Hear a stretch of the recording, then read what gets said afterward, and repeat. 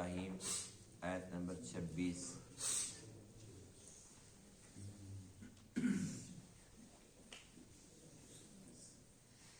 اعوذ باللہ من الشیطان الرجیم،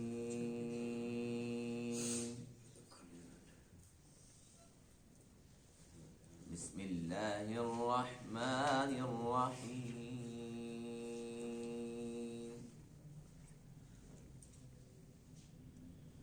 يثبت الله الذين آمنوا بالقول الثابت في الحياة الدنيا وفي الآخرة ويضل الله الظالمين ويفعل الله ما يشاء۔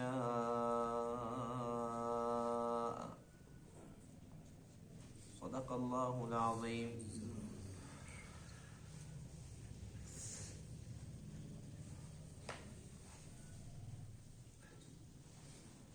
گزشتہ درس میں کلمہ طیبہ اور کلمہ خبیثہ کو ایک بہت بہترین بہت پیاری مثال کے ساتھ سمجھایا گیا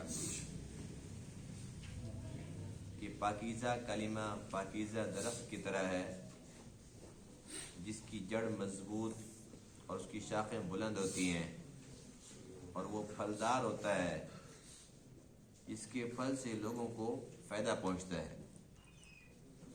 اور برا کلمہ وہ برے درخت کی طرح ہے جس کی کوئی جڑ نہیں ہوتی، برائے نام، اور اس کا پھل بد ذائقہ بد مزہ، اس سے کسی کو خیر نہیں ملتی۔ تو پاکیزہ کلمہ کیا ہے؟ لا الہ الا اللہ محمد الرسول اللہ، یہ سب سے پاکیزہ کلمہ ہے، اور خوش نصیب ہیں وہ لوگ جنہیں اللہ تعالیٰ نے یہ پاکیزہ کلمہ عطا فرمایا، کیونکہ یہ ایک بنیاد ہے جس سے اللہ تعالیٰ یہ بنیاد عطا فرما دے، پاکیزہ کلمہ اس کی زندگی میں آ جائے تو اس کی زندگی پاکیزہ ہو جاتی ہے۔ اور ہمارا ایمان یہ ہے کہ جس کی زندگی پاکیزہ کلمہ کے ساتھ پاکیزہ ہوئی، اس کی ہمیشہ کی زندگی، آخرت کی زندگی، وہ بھی اس پاکیزہ کلمہ کے صدقے سے پاکیزہ ہو جائے گی۔ آج کے درس میں اس آیت کریمہ کے اندر اللہ تعالیٰ کے ایک اس اعزاز کا تذکرہ ہے جو اللہ نے ان لوگوں کو بخشا جنہیں یہ پاکیزہ کلمہ عطا فرمایا۔ جو لوگ مومن ہیں تو اللہ کا فرمان یہ ہے کہ ان کے ایمان کے صدقے سے میں انہیں دنیا کے اندر بھی ثابت قدمی عطا کرتا ہوں اور آخرت کے اندر بھی ان کو ثابت قدمی عطا کروں گا۔ یہ ثابت قدمی، یہ استقامت، یہ اللہ تعالیٰ کا ایک بہت بڑا انعام ہے، اور اللہ کے فضل کے بغیر کسی انسان کے لیے ممکن ہی نہیں ہے کہ وہ کسی بھی میدان کے اندر استقامت کے ساتھ کھڑا ہو جائے۔ تو اللہ تعالیٰ کا احسان ہے، صرف اور صرف ایمان والوں کے لیے تحفہ۔ یثبت اللہ الذین آمنوا، اللہ تعالیٰ ثابت قدمی عطا فرماتا ہے ان لوگوں کو جو ایمان لائے، بالقول الثابت، ایک مضبوط قول کے ساتھ، فی الحیات الدنیا، دنیا کی زندگی کے اندر، وفی الآخرہ، اور آخرت کے اندر بھی، وَيُضِلُّ اللَّهُ الظَّالِمِينَ، اور اللہ تعالیٰ گمراہ کرتا ہے ظالم لوگوں کو، کافر ہیں، مشرک ہیں، منافق ہیں، یہ سارے کے سارے ظالمین کے اندر شامل ہیں۔ وَيَفْعَلُ اللَّهُ مَا يَشَاءُ، اور اللہ کرتا ہے جو چاہتا ہے۔ اللہ تعالیٰ کا یہ انعام کہ اللہ تعالیٰ مومن کو دنیا آخرت کے اندر ثابت قدمی عطا فرماتا ہے۔ دنیا کے اندر ثابت قدمی سے کیا مراد ہے اور آخرت کے اندر ثابت قدمی سے کیا مراد ہے؟ دنیا کے اندر ثابت قدمی یہ ہے کہ جو بندہ مومن ہوتا ہے، جس کی ایک بنیاد ہوتی ہے لا الہ الا اللہ محمد رسول اللہ، سب سے پہلے تو اللہ تعالیٰ اس کو اس بنیاد پر ثابت قدمی عطا فرماتا ہے کہ یہ مومن بندہ اپنی بنیاد کو نہیں چھوڑ سکتا. ایک بندہ بے نمازی ہے، نماز نہیں پڑھتا، گناہ کرتا ہے، اعمال کے اندر کمزور ہے، لیکن اس بنیاد پر سمجھوتا نہیں ہے. ایسی بات کہ نہیں ہے. جتنا بڑے سے بڑا کوئی گناہ گار ہو، خدا نہ خاصہ اس کے سامنے اگر کوئی بندہ قرآن کی توہین کر دیتا ہے، اللہ کی توہین کر دیتا ہے، اللہ کے نبی کی کر دیتا ہے، کسی صحابی کی کر دیتا ہے، تو یہ بندہ برداشت کر لے گا؟ تو یہ بندہ اتنا ڈٹا ہوا کیوں ہے؟ اللہ فرماتے ہیں کہ اس دنیا کی زندگی کے اندر ہم نے اس کو یہ ثابت قدمی عطا فرمائی. پھر یہ مومن بندہ اللہ کی بندگی کے اندر مشغول ہے، کوئی اس کو ورغلاتا ہے، اس کو بہکاتا ہے، وہ تیری جو حالات اتنے خراب ہو گئے ہیں، تیری اتنی بیٹیاں، تیرا بیٹا کوئی نہیں ہے، تیرا اپنا کاروبار نہیں ہے، تیرا اپنا گھر نہیں ہے، تیری اپنی ذاتی دکان نہیں ہے، تیرے اوپر اتنا قرضہ ہے، یا یہ کہ تو بیمار رہتا ہے، تیرا بچہ بیمار رہتا ہے، وہ اس کو ورغلاتا ہے کہ تو ایسا کر، تو فلاں جگہ چلا جا، وہاں جا، اور تیرے سارے کے سارے مسئلے حل. سمجھ رہے ہیں میری بات؟ نہیں سمجھ رہے؟ کسی غیر اللہ کے در پر اس کو بھیجتا ہے، اس کو ورغلاتا ہے، تجھے بیٹا چاہیے تو فلاں دربار پہ چلا جا، اگر بیٹے کی صحت چاہتا ہے، اس کی زندگی چاہتا ہے تو فلاں جگہ پر چلا جا. اولیاء کرام کے پاس جانا حق ہے، وہاں جا کر ایصال ثواب کرنا حق ہے، وہاں جا کر یوں دعا کرنا کہ یا اللہ یہ تیرے مقرب ہیں، یہ تیرے ولی ہیں، ان کے صدقے سے میری حاجات کو تو پورا فرما، یہ حق ہے. لیکن وہاں جا کر یہ کہنا کہ میں تو تیرے در پر آیا ہوں بیٹا لے کے جاؤں گا، میں تو تیرے در پر آیا ہوں، میں اپنا مکان لے کر رہوں گا، مجھے تو دکان چاہیے، میرے تو کاروبار میں ترقی چاہیے، میں تو تیرے در پر آیا ہوں، مجھے بیٹے کی صحت چاہیے. یہ جائز ہے کہ ناجائز ہے؟ جی ناجائز ہے. اب کوئی بندہ اس کو ورغلاتا ہے، مومن بندے کو، موحد بندے کو، کہ تو ایسا کر، تیرے سارے کے سارے مسئلوں کا حل فلاں جگہ ہے، دیکھو فلاں گیا تو اس کا مسئلہ حل ہوا، اور فلاں کو دیکھو بیٹا ملا، فلاں کو روزگار ملا، فلاں کو یہ ملا، فلاں کو وہ ملا. یہ کہتا ہے کہ مر تو سکتا ہوں لیکن غیروں کے در پر جا کر جھک نہیں سکتا، جھکوں گا اللہ کے سامنے. اللہ کے نبی برحق، معجزات برحق، اللہ کے ولی برحق، ان کی کرامات برحق، لیکن اللہ کے جیسا کوئی بھی نہیں. لیسا کمثلہ شیء، اس جیسا ہے ہی نہیں کوئی. جب اللہ جیسے کوئی ہے ہی نہیں، اور اللہ نے مجھے کب کہا ہے کہ میرے خزانے ختم ہو گئے ہیں، تیرے لیے کچھ بھی نہیں بچا، میں تجھے کیوں دوں، تو مجھ سے کیوں مانگتا ہے؟ جب اللہ نے مجھے منع نہیں کیا تو میں کیوں جاؤں؟ اب یہ جو ڈٹ گیا، استقامت کا پہاڑ بن گیا، ثابت قدم رہ گیا، تو یہ خود بخود ہو گیا؟ نہیں. اللہ فرماتے ہیں یثبت اللہ الذین آمنوا، یہ ایمان والوں کو ثابت قدمی اللہ عطا کرتا ہے. تو یہ پاکیزہ کلمہ جس کی زندگی میں آ جائے، اللہ تعالیٰ اس کو دنیا کی زندگی کے اندر بھی ثابت قدمی عطا فرماتا ہے. ایک اور مثال بھی سن لیں. اپنے عزیز و اقارب کے اندر کوئی محفل ہے، گناہ کی محفل ہے، بہت قریبی رشتہ دار ہے، بیٹی کی شادی ہے، بیٹے کی شادی ہے، کوئی ایسا فنکشن ہے، اور ہمیں معلوم ہے کہ وہ وہاں پر گناہ والے کام ہوں گے، وہاں پر وہ گانے والیاں بھی آئیں گی اور ناچنے والے اور سارا کچھ ہوگا وہاں پر. یہ کہتے جی میں تو نہیں جاتا، میرا اللہ ناراض ہو جائے گا. اب کوئی بندہ کہتا ہے بھائی اتنا کلوز رشتہ ہے، کوئی نہیں پھر بعد میں توبہ کر لینا. وہ کہتا نہیں بھائی میں اللہ کو ناراض کروں تو کیوں، میں تو اس کا بندہ ہوں، میں ان کو نہیں چھوڑنا چاہتا اور ان کو نہیں چھوڑ رہا ہوں، لیکن اس کام کے اندر میں شریک نہیں. اسی طریقے سے ایک دوست دوسرے دوست کو کہتا ہے، بھائی بھائی کو کہتا ہے، ایک عزیز و اقارب دوسروں کو کہتے ہیں کہ بھائی فلاں جگہ محفل ہے چلیں گے. کہتا نہیں بھائی میں تو نہیں جاؤں گا، وہاں پر تو ناچنے والا سسٹم ہوگا، میں تو نہیں جاتا. اب یہ جو کہتے کہ میں نہیں جاتا ہے تو انسان، فرشتہ تو نہیں ہے، لیکن اس کے دل کے اندر اللہ کی محبت آ گئی، اس کے دل کے اندر ایمان کی محبت آ گئی، تقوی آ گیا، یہ کہتے ہیں بھائی کوئی راضی ہو ناراض ہو دوسری اپنی جگہ، میں نہیں جاتا، میں تو منع کرتا ہوں تو بھی نہ جا، اگر تو نے جانا ہی ہے تو بس تو مجھے مجبور نہ کر۔ تو اللہ فرماتے کہ یہ استقامت اس کو کون دیتا ہے؟ اللہ دیتا ہے۔ یہ دنیا کی زندگی کے اندر استقامت کی مثالیں ہیں۔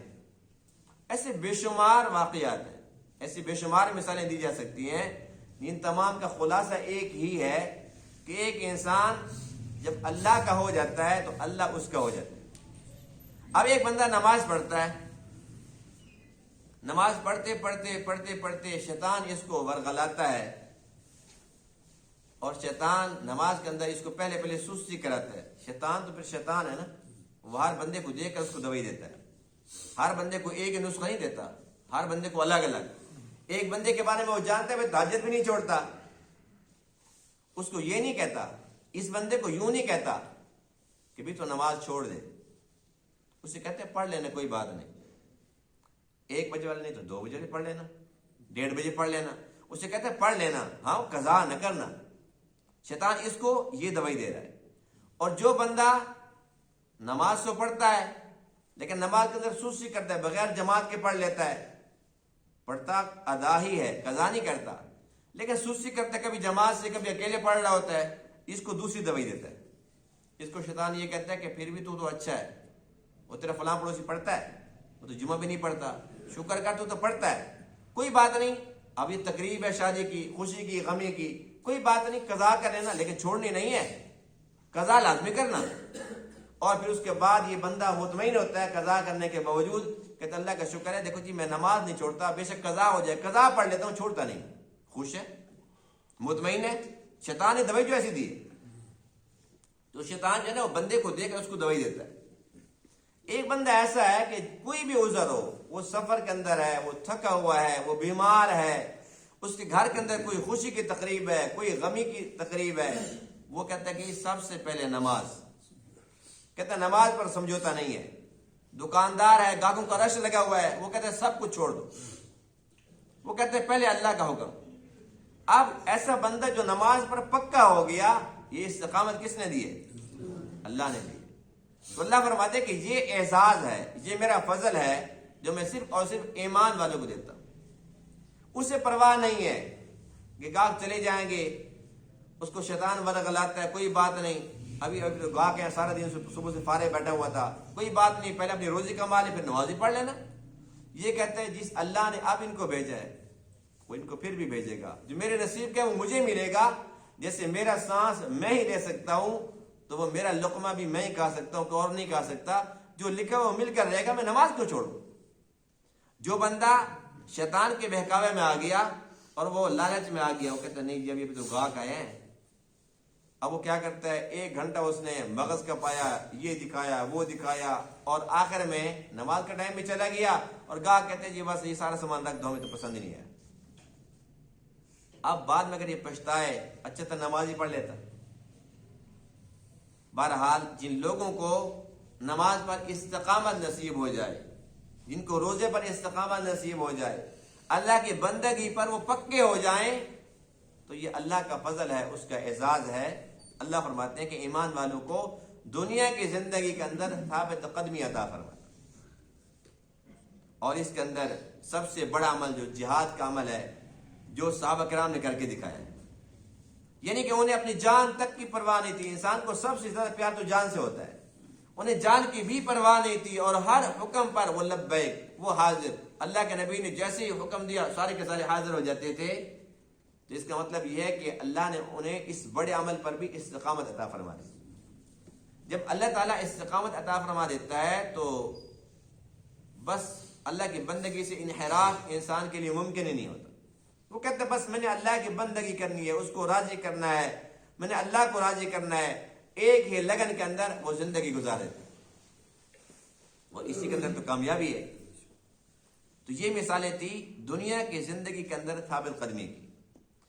اب آتے ہیں وفی الآخرہ، اللہ فرماتے ہیں کہ پھر میں دنیا کے اندر، صرف دنیا کے اندر نہیں، دنیا کے اندر بھی اور آخرت کے اندر بھی اپنے مومن بندے کو استقامت عطا فرماتا ہوں، ثابت قدمی عطا فرماتا ہوں۔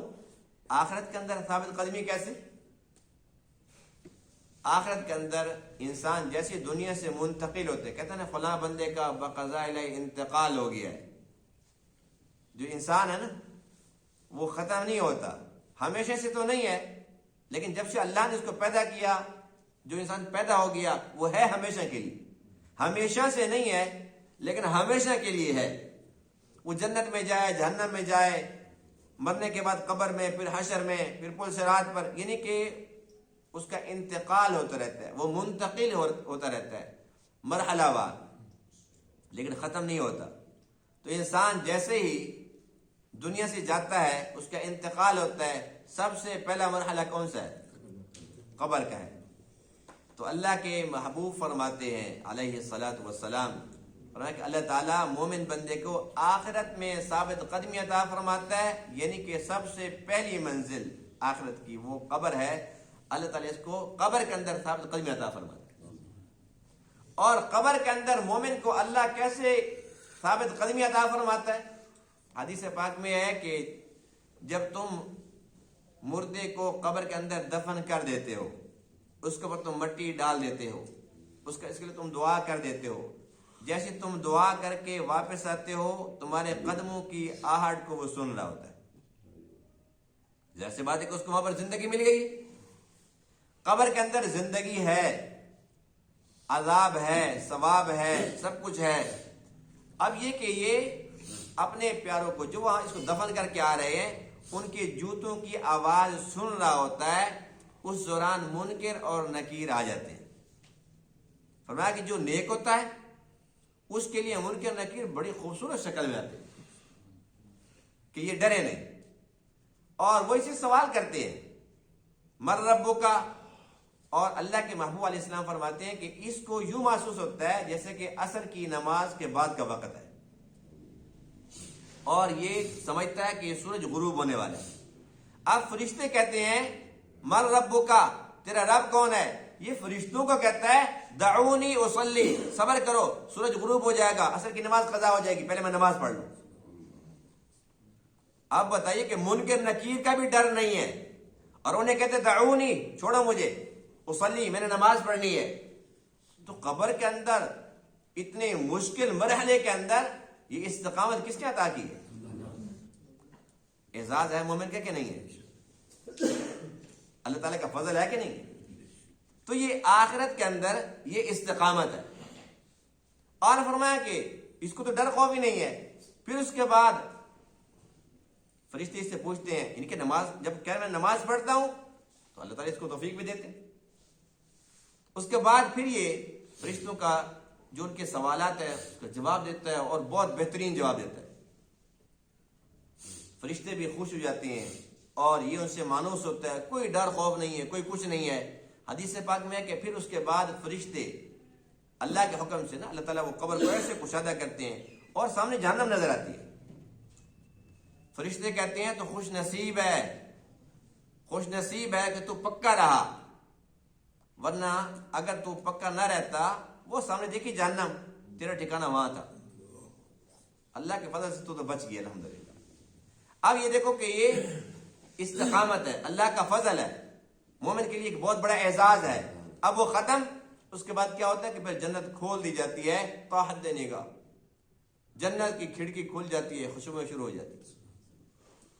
تو یہ استقامت اللہ کی جانب سے، اگر اللہ تعالیٰ اس کو اس موقع پر استقامت عطا نہ فرماتا، ثابت قدمی عطا نہ فرماتا، انسان کے لیے تو ممکن نہیں تھا کہ قبر کے اندر جیسے فرشتے آتے ڈر جاتا، گھبرا جاتا اور یہ کوئی جواب نہ دے سکتا۔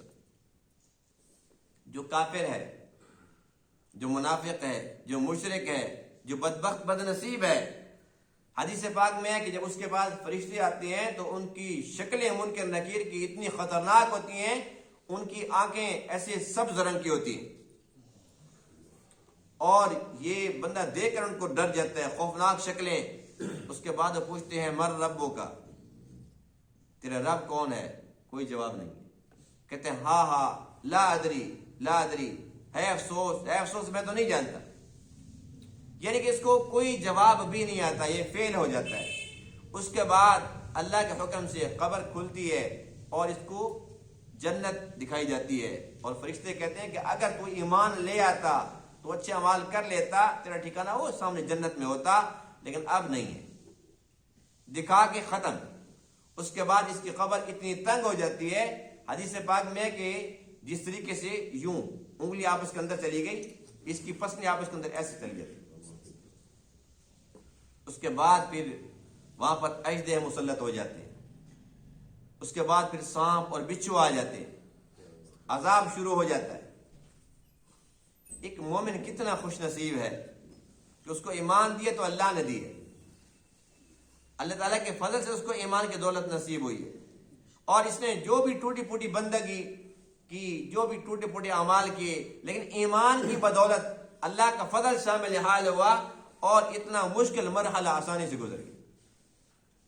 جس طریقے سے حدیث پاک میں ہے کہ پل صراط، جو کہ بہت ہی مشکل سفر ہے، بہت ہی مشکل، اور ہر ایک کو وہاں سے گزرنا ہے۔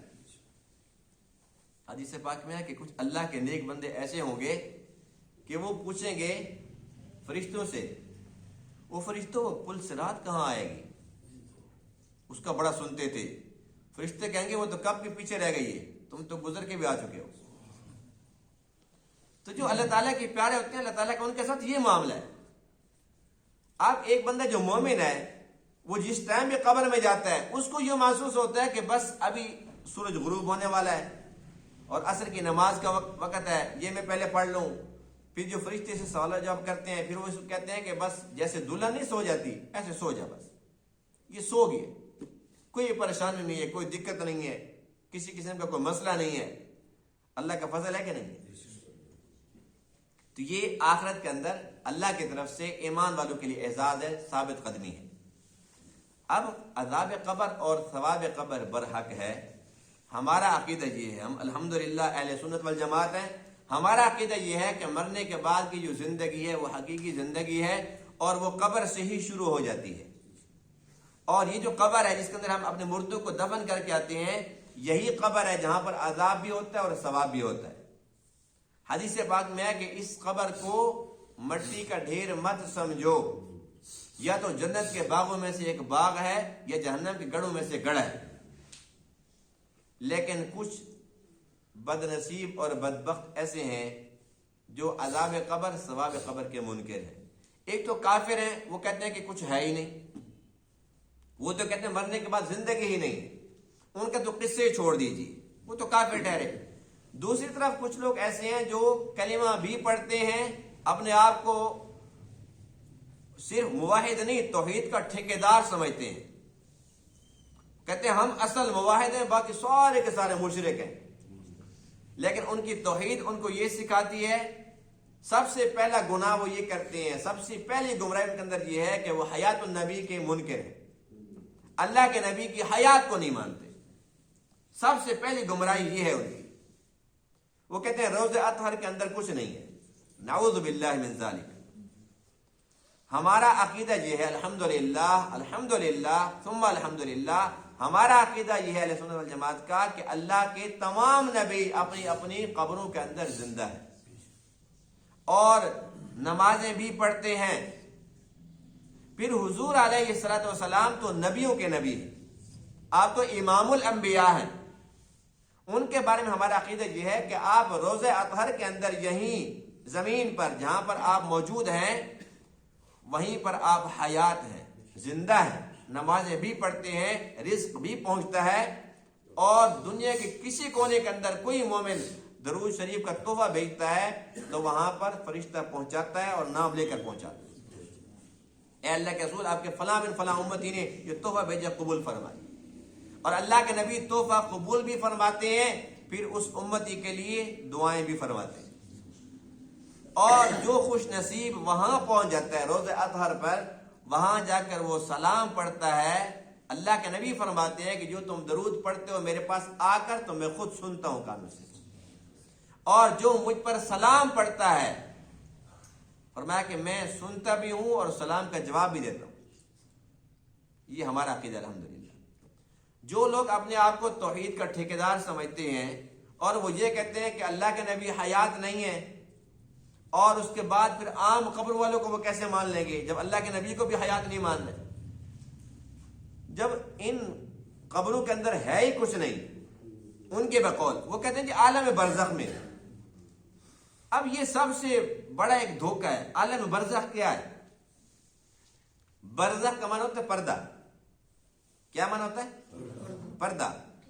اب جب ایک انسان قبر کے اندر چلا جاتا ہے اور منو مٹی اس کے اوپر ڈال دی جاتی ہے، اس سے بڑا کوئی پردہ ہوگا؟ تو پھر برزخ تو یہی ہوئی نا۔ وہ کہتے ہیں یہاں نہیں ہے، وہ علیین میں اوپر ہے، جو برے لوگ ہیں وہ سجین میں نیچے ہیں، اس قبر میں کچھ نہیں ہے۔ معتزلہ جو لوگ تھے نا، گمراہ تھے، ایک فرقہ ہے معتزلہ، وہ بھی یہی کہتے تھے، اور آج کل جنہیں ہم پتھری کہتے ہیں، ان کو ہم مماتی کہتے ہیں، ان لوگوں کا عقیدہ بھی یہی ہے۔ یہ کہتے ہیں کہ قبروں کے اندر کچھ نہیں۔ سوال یہ کہ اگر قبروں کے اندر کچھ نہیں ہے تو اللہ کے نبی نے کیوں فرمایا کہ جاؤ قبرستان کے اندر اور تم سلام کرو، السلام علیکم یا اہل القبور؟ کیوں حکم دیے؟ دیکھیے، اللہ کے نبی نے کسی کو فرمایا کہ تم جاؤ درختوں کو جا کر سلام کرو، پہاڑوں کو جا کر سلام کرو، جا کے تم جانوروں کو سلام کرو؟ کبھی فرمایا؟ فرمایا کہ قبرستان میں جاؤ اور وہاں جا کر سلام کرو، اور صرف سلام نہیں، السلام علیکم یا اہل القبور، اے قبروں والو تمہارے لیے سلام ہو۔ اور پھر اگلی بات یہ ہے انتم لنا سلف ونحن لکم تبع، ان کے ساتھ بات بھی کرو کہ تم پہلے آگے ہم بعد میں آئیں گے۔ وَإِنَّا إِن شَاءَ اللَّهُ بِكُمْ لَلَاحِقُونَ، تم چلے گئے ہم آنے والے ہیں، ہم نے بھی وہاں پر ہمیشہ نہیں رہنا۔ اب ان کے ساتھ باتیں بھی کرنی ہے، ان کو سلام بھی کرنا ہے، کیوں؟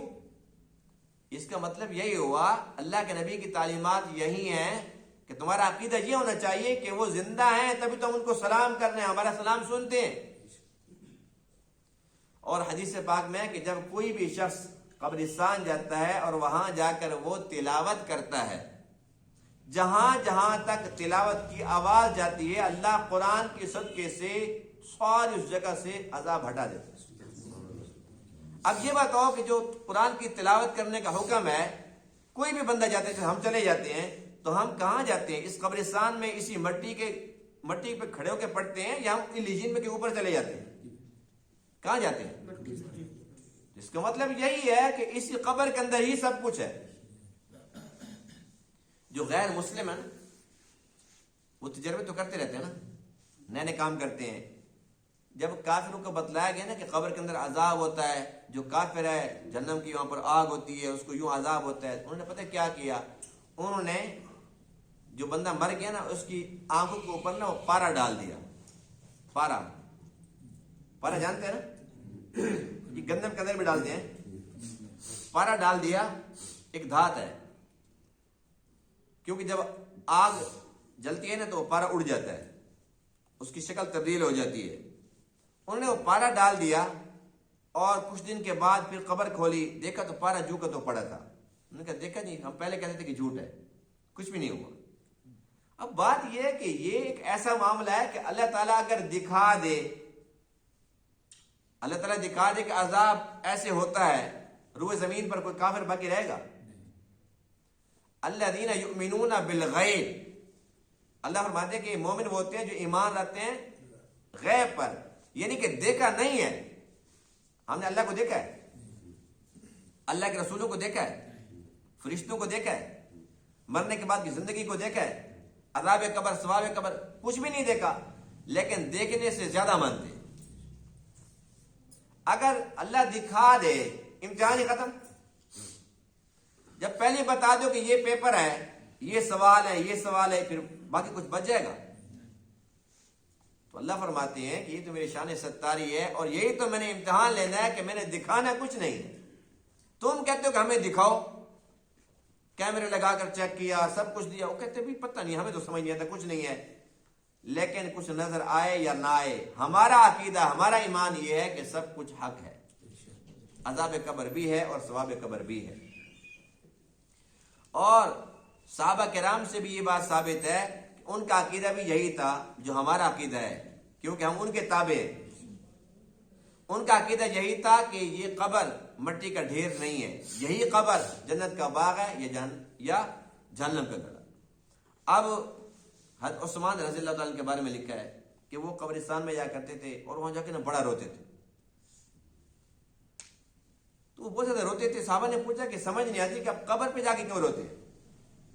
فرماتے تھے کہ یہ پہلی سیڑھی ہے، اگر یہاں پہ انسان فیل ہو گیا بس آگے سارا فیل ہی فیل رہے گا، اس لیے میں یہاں کے روتا ہوں۔ اور اتنا روتے تھے داڑھی مبارک آنسو سے تر ہو جاتے تھے۔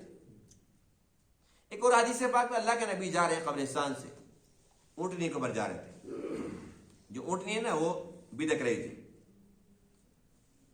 ایک حدیث پاک میں ہے نا کہ جو عذاب قبر ہے نا یہ انسان اور جنات کے علاوہ باقی سب چیزیں محسوس کرتی ہیں، یعنی کہ جانوروں کو بھی محسوس ہوتا ہے۔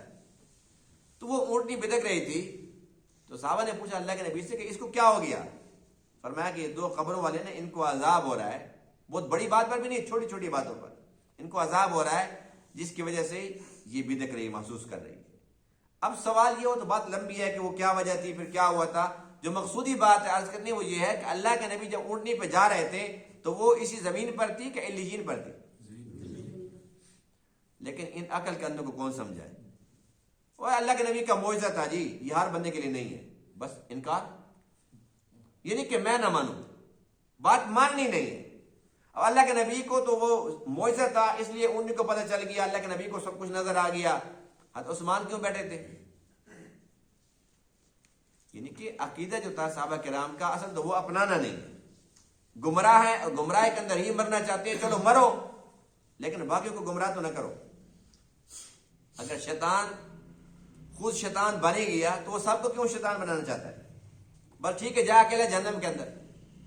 تو یہ لوگ جو کہ بالکل واضح طور پر گمراہ ہیں، ہمارا عقیدہ یہ ہے کہ جو حیات النبی کا منکر ہے، اللہ کے نبی کو روز اطہر کے اندر زندہ نہیں مانتا، ہمارا عقیدہ یہ کہ وہ گمراہ ہے اور ان کے پیچھے نماز بھی جائز نہیں، اس لیے کہ اللہ کے نبی کے گستاخ ہے۔ ایسے گستاخوں کے پیچھے ہم نماز نہیں پڑھیں گے۔ اگر کوئی بندہ پڑھ لیتا ہے اسے بعد میں پتہ چلتا ہے تو اس کو دوبارہ دہرانی پڑے گی نماز۔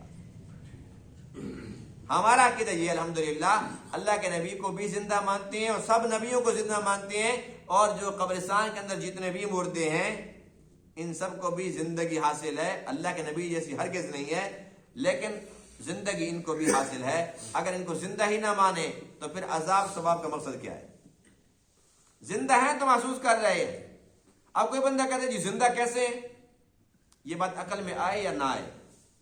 جب بات اللہ کے رسول کی آ جاتی ہے، بات عقل میں آئے یا نہ آئے ہمیں ماننی پڑے گی، اس لیے کہ عقل کا تقاضا تو یہ ہے کہ زندہ انسان کو اگر ایک گڑھے کے اندر بند کر دو، جیسے ہی آکسیجن ختم وہ مر جائے گا۔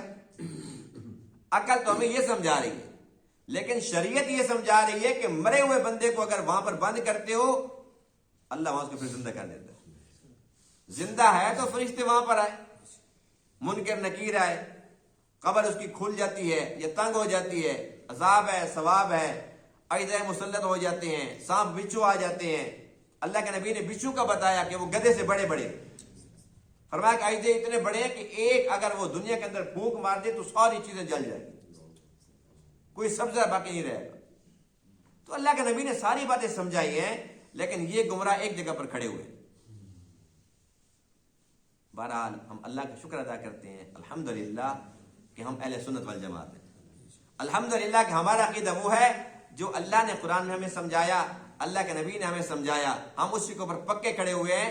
یہ جو پکے کھڑے ہوئے ہیں، یہ جو استقامت ہے، ثابت قدمی ہے، یہ پھر اللہ کا فضل ہے، یہ اللہ کی طرف سے ہمارے لیے اعزاز کی بات ہے۔ تو خلاصہ کلام کیا ہوا؟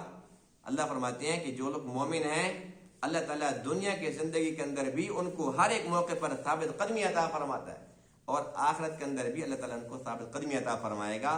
بس اللہ کا ہمیں شکر ادا کرنا چاہیے کہ اللہ نے ہمیں مومن بنا دیا۔ اب اللہ کے فضل سے ہر ایک موقع پر، ہر میدان میں، یہاں تک کہ قبر تک اللہ کا فضل شامل حال ہے، ہمیں ثابت قدمی عطا ہونی ہے، استقامت ملنی ہے، پھر ڈر کس چیز کا ہے؟ ہمیں چاہیے کہ ہم نیکیاں سمیٹیں اور اللہ کو راضی کرنے کے اندر اپنے آپ کو کھپا دیں، بہت زیادہ زور لگائیں کہ ہمارے پاس نیکیوں کا ذخیرہ زیادہ سے زیادہ ہو، تاکہ آخرت کی کرنسی ہمارے پاس زیادہ ہو اور ہم وہاں بہت زیادہ امیر ہوں، جنت کے اندر زیادہ مزے کریں گے یا نہیں کریں گے؟ انشاءاللہ اللہ تعالیٰ تمام باتوں کو سمجھنے عمل کرنے کی توفیق عطا فرمائے. وآخر دعوانا الحمدللہ رب العالمین.